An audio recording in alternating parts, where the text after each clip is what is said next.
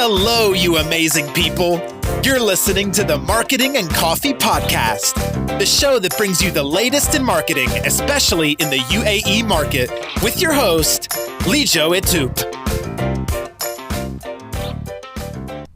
So if you have not seen Mitun on a hoarding of Costa on Sheikh Zayed or in the Costa Coffee, you would have read about her or she writing in Gulf News, Khalij Times, Friday Magazine, The Nation. I just can't keep going on. And she also talks on health tips on the radio station Suno 1024. She has been notably featured in Grey Matters. She's a nutrition expert in the podcast series of Carrefour. There's so much more that Mitun does that I need 15 minutes just to talk about Mitun. So amazing achievements through your career. Welcome to the podcast, Mitun. Thank you so much, Lijo. You are yourself doing such a fabulous job, I must say. In COVID times, you have come up with this new passion and you're doing such a fab job. So thank you so much, Mitun. Follow Mitun on all the social media pages. So she has a company page and as well as a personal page. So you wear various hats: dietitian, personalized diet delivery. Yeah. What's at the core of this passion that drives you? One thing I know is that we have one life and you have to make it count. and I strongly believe in what I do and I do what I believe in. So yes, I'm a professional dietitian. I run a business. I'm an entrepreneur. I'm a singer. I have my own band. I'm a columnist. I'm a mother. And yes, I agree. I wear quite a few hats and I'm proud about that. Well, this profession of, let's say, health, well-being, nutrition, right from the beginning, it has energized me. I feel it excites me. It expands me as a person. So I would be foolish if I say that I don't care about the money bit from this business, but I care about people. I want to make a difference. I want to make people feel good, the fact that it matters and show them the path, the right path forward. So all these things really energizes me. So I think that is the passion I have. And to be successful, you have to be passionate, no? Yeah, absolutely. Because on that part of care, and I remember when I met you at your clinic, and one of the things that you said was that every customer connects with you on a personal level. For a category like yours, I understand how important is it that personalization of what is the customer needs for the health of the consumers. So how big is personalization for you, for your customers? You know what? We are talking about health here. It's your health, your family's health. How can it be generalized? You cannot trust all the general bombardment of information that you get these days about diets and well-being, and everybody's talking about different kinds of diets. Okay, you're not fixing a device that you bought. You're fixing your body. You're fixing your health. You're fixing your mind. There has to be personalization because clients are human beings. We need to interact with our audience, understand their likes, dislikes, their preferences, their interests. And only then people will buy from you. And especially when we're talking about health, talking about children, talking about your family, I think personalization makes a huge difference. And I think that has been my selling point all throughout my journey. Yeah, that's amazing because to be doing so much things and yet to give her that personalized attention, that's why there's a strong word of mouth marketing that keeps going on for you where clients just refer you again and again. And one of the key things that I talk to a lot of startup founders or people who are in the tech field and which I see reflecting in your brand is that your biggest marketing tool is your product. And you have a lot of word of mouth and you have a lot of influencers, celebrities doing it. Do influencers play a big role in this category? Influencers are definitely playing a big role, but for me, I believe every client is an influencer. If your customer, if your client, if your patient is happy, they will influence others to buy your service, to buy your product, because the result is in front of you. In our kind of business, in my kind of field, the result is in front of you. So you take good care of your customers, your patients, you do what's best for them, they will tell others about it. And that's what is word of mouth. And I think I've grown organically over the years because of this word of mouth marketing. And it's not that people are buying my product because I'm popular. They're spreading the word because I'm providing that good service and I know that I'm able to help them and get the results. So yes, for me, every client is an influencer. And if your question is, do influencers matter? Oh, yes, they do matter. It's a world of collaboration nowadays. Yeah, and you being an influencer yourself. So I guess, and on that question, influencers, so for you as a brand, as Mitun De Sarkar, not for your influencers, for your brand, do you also look at strong brand association before you say yes to work with certain brands? Yes, definitely that matters because Mitun De Sarkar as a person is a brand separately, where I can be a woman of substance, I could be an inspiring woman, I could be a dietitian, nutritionist, a businesswoman, a mother, a fashion icon, many things. So I have to be very particular about what brands I pick up and collaborate with. I have to believe in that product, I have to believe in that brand. Yeah. How much of the brand's Simply Health diet is different from yours? Are people able to differentiate that this is a brand and this is Mitun De Sarkar, or do you think there's a huge overlap between both the brands and people get confused? Where does Mitun stop and where does Simply Health start? That is something that, see, till 2020, I would say, till the end of this year, as far as I understand, Simply Healthy is associated with Mitun. Mitun is associated with Simply Healthy. I'm the founder of this company. I'm the face of my brand. So yes, Simply Healthy is definitely entangled in Mitun De Sarkar. But Mitun De Sarkar can be many more things.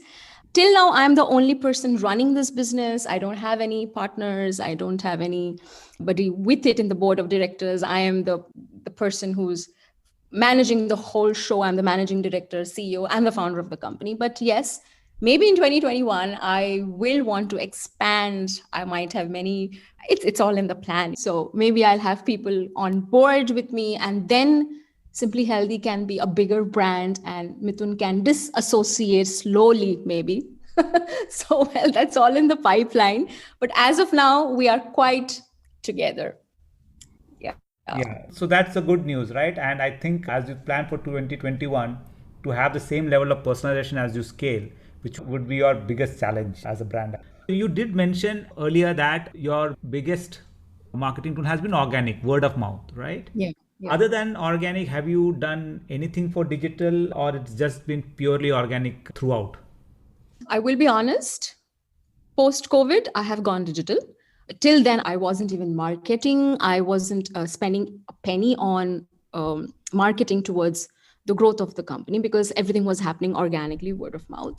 But I realized in the COVID times that it's important to come out of your comfort zone, get digital, go out there and let people know more about you. And you see, even word of mouth, it's not that people are telling each other when they're meeting. It's also word of mouth when my clients themselves are creating content on their social media. So you could be a client of mine who's really enjoying the whole process and the service, and you made a small post or a story on Instagram and that spread. So that is also digital, isn't it? So word of mouth digitally also makes a lot of difference is what I've believed in. And I think there are quite a few strategies. As of now, I've explored only the social media strategies of going digital. I'm yet to look into the SEOs and the Google AdWords and all the works that you are an expert in, which you would be able to guide me better, for example. So yes, 2021 is the time when I will be going digital and exploring and expanding my business through digital medium. Yeah, that sounds great. So you have been the face of now Costa for some time. So brand, you do a lot of brand collaborations to extend your own brand into sphere of health foods, like being Yes. Costa. I do not know if you've spoken about it anywhere, but how did the Costa collaboration come across, and how has the journey been? This was such a big surprise to me. I wasn't seeking, I was not looking around for any such huge collaboration to come my way. It just happened. So it was somewhere in October 2019 that I got a call from the office of Costa saying that we are looking at a change in the line of menu that we have, but we are looking at different dietitians and nutritionists to come and give us a presentation. And basically, they wanted to understand more about what is trending globally in the field of nutrition, what is the food that people are looking at. And with my 20 years of experience, one thing I understood was people are steering towards health, wellness, vegan diets, and planet friendly, save the environment, meals and diets and foods. This is what people are steering towards. So anyways, I gave the entire presentation. I was not even sure what it was all about, but then I saw hundreds of people from the Costa community, their employees and people of the decision makers, they were all there. And before me, a couple of presentations had happened. When I entered, I gave my presentation. The next day, I was called for lunch with some of the who's who of the company, and we had a discussion. They wanted to understand if I can help them develop and devise a new healthy range. And they were quite impressed with it. And after 1 week, I got a call from them again asking, we want you to join us.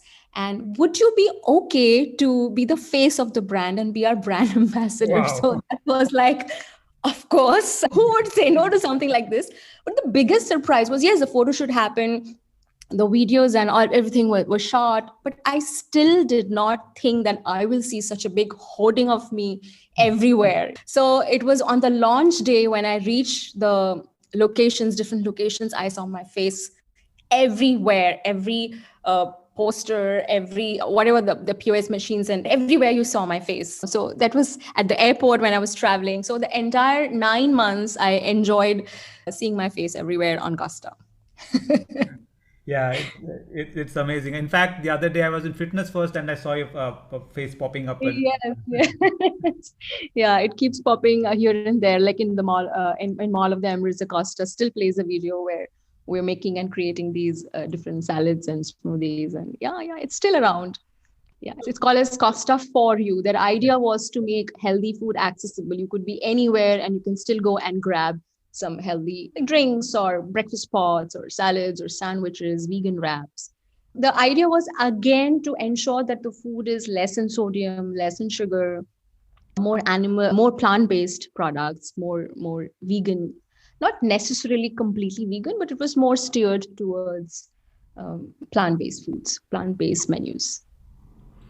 The one question that I would like to ask, I'm sure this your brand has been built over building because of the sheer passion. It was just you kept going at your passion and it just kept building on it organically. Yeah. And have you a lot of experience in having done that? There are a lot of kids on the block. Everybody, millennials, everybody wants to be a person who wants to become a brand. Would you want to tell them a couple of tips that they should consider while having a long-term vision on making a brand for themselves?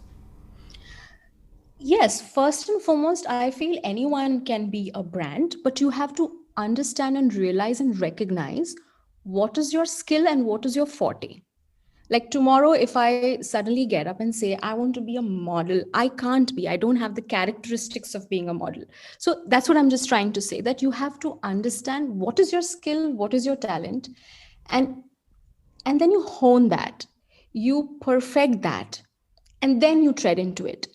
And another suggestion I want to give them, advice I want to give them is, do not compromise on education. Don't think that whatever on social media is true. Education is the most important. All these things can happen on the side. You have this fame and popularity today, you might not have it tomorrow. But education, your degrees are going to be there to help you survive. So I always tell anybody, all the millennials, romance with education. That is so important. Everything else will fall in place.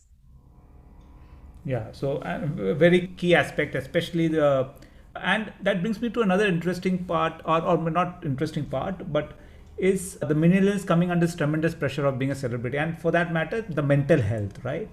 Wow. I feel that one key aspect of leading a healthy lifestyle is mental health, and this COVID time has challenged the mental health of people like never before. Everybody is under tremendous pressure. So what's your key message to people out there to maintain a healthy balance in 2021? So like you just said, in 2020, when COVID hit, everything was so uncertain. People didn't know how to deal with this whole loneliness and suddenly being out of touch, loss of job, lack of money. So mental health did take a toll. We know that. But I advise, it's okay to feel that way. We are all human beings. It's not just a phase in your life. Accept it. That acceptance is important. But there is no point in running away from these issues and getting into the darker side of life. I would say seek support, seek help, if not from a professional therapist, if not going all the way, but family, friends who matter, friends who care about you. Instead of succumbing to pressure and like I said, getting into the dark side of life, I would rather that you seek help. And once you recognize that this is just a phase of my life because of the uncertainty and because I don't know how to start all over again, one thing that surely helps is exercise. When you're exercising, you're actually boosting the production of your endorphins, your dopamine, your serotonin. All these happy hormones play a huge role in the way you deal with your mental health issues. Then food fuels your brain. Like, it's very easy to steer towards eating sugar and junk food. But what food you eat will matter. Eating high omega 3 foods, having good quality fats, having your iron, your folates, your magnesium, vitamin A, B complexes, foods rich in these foods will improve your mental health. It'll provide the tryptophan that it needs to increase the dopamine in your body. If you accept all that and if you recognize this is a problem, you'll be able to come out of it. I think all of us have gone through that little phase during these times because we're just not sure what's going on.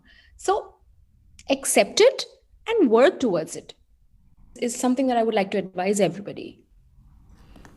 Yeah, so I think those are great tips as people listen to it in the early part of 2021 as a start off on a 2020 with a fresh lease of hope that this would be the year at least things will get better. So thank you so much, Mitun, for coming on to the podcast. It's been wonderful. My pleasure. Yeah, so the way I take it is, and one of the key things I feel like, is no matter who your customer is, who your listing is, know what business you are, make sure that your product is amazing and you have that personalized relationship. So thank you once again, and I hope my listeners found value in this. Thank you so much, Lero. It was such a pleasure chatting up with you. Thank you.